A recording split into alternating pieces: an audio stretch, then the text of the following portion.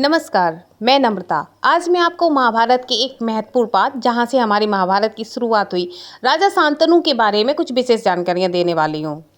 शांतनु एक प्राचीन राजा थे जो महाभारत के एक महत्वपूर्ण पात्र थे। वह हस्तिनापुर के राजा प्रतीप के पुत्र थे और चंद्रवंश के पूर्वज थे। महाभारत में राजा शांतनु हस्तिनापुर के एक प्रमुख शासक थे। उन्होंने पहले गंगा के साथ, बाद में सत्यवती के साथ विवाह किया। गंगा से उन्हें भीष्म, देवव्रत हुए और सत्यवती से चित्रांगन और विचित्रवीर हुए, जिनसे कुरुवंश चला। राजा शांतनु की कथा महाभारत के युद्ध की नींव रखती है और भीष्म पितामह के चरित्र की पृष्ठभूमि भी तैयार करती है।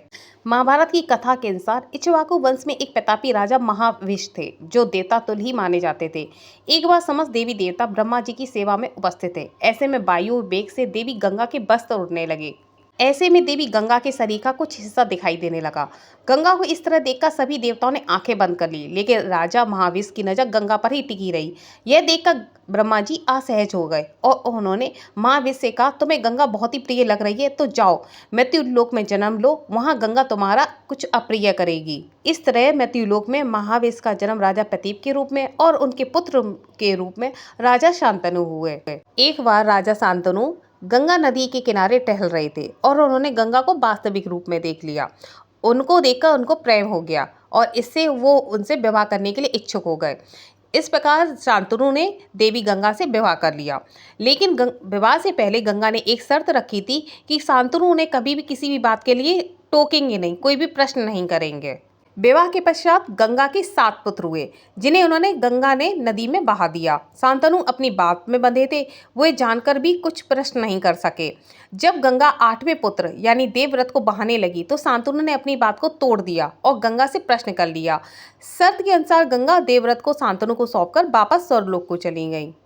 एक बार राजा शांतनु अपनी शिकार यात्रा पर यमुना नदी के तट पर थे। वहां उन्होंने एक मोहक सुगंध का पीछा किया और एक सुंदर कन्या को देखा जिसका नाम सत्यवती था। और उन्हें देखकर राजा शांतनु मोहित हो गए और उनके सामने विवाह का प्रस्ताव रखा। सत्यवती के पिता निषाद राज ने शांतनु के सामने यह शर्त रख दी कि सत्यवती के गर्भ से जो पुत्र जन्म लेगा वही हस्तिनापुर का उत्तराधिकारी हुआ, जिसे मानने पर ही शादी संभव है। राजा शांतनु ने अपने पुत्र देवव्रत से अपनी दुखी हालत के बारे में बताया। देवव्रत ने पिता की खुशी के लिए आजीवन अविवाहित रहने की भयंकर प्रतिज्ञा कर ली, जिसके बाद निषाद राज ने सत्यवती का विवाह राजा शांतनु से कर दिया।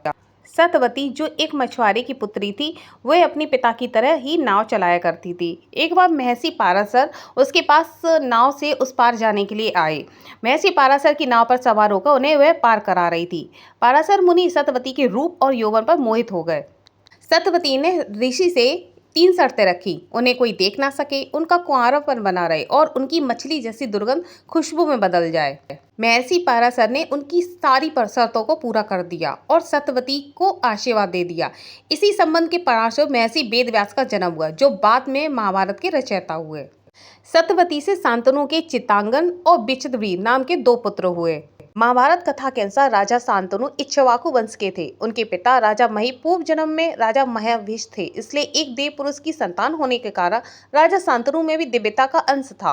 राजा शांतनु के पास मुख्य रूप से 2 शक्तियां थी। एक, राजा शांतनु किसी से प्रसन्न होकर उसे वरदान दे सकते थे और उनका दिया हुआ वरदान हमेशा फलीभूत होता था। वहीं राजा शांतनु के पास दूसरी शक्ति थी कि वे किसी को भी छूकर उसका रोग ठीक कर सकते थे। भीष्म के त्याग को देखकर ही शांतनु ने प्रसन्न होकर भीष्म को इच्छा मृत्यु का वरदान दिया था। महाभारत के किसी भी योद्धा के पास अगर शांतनु की ये 2 दिव्य शक्तियां होती तो महाभारत का इतिहास कुछ और ही होता। ना ही इतने योद्धाओं की मृत्यु होती, ना ही किसी पक्ष को अपना कोई भी संबंधी खोना पड़ता। उम्मीद है आपको ये जानकारी अच्छी लगी होगी। वीडियो को लाइक कीजिए, चैनल को सब्सक्राइब कीजिए और अपने दोस्तों के साथ शेयर कीजिए। देखने के लिए धन्यवाद।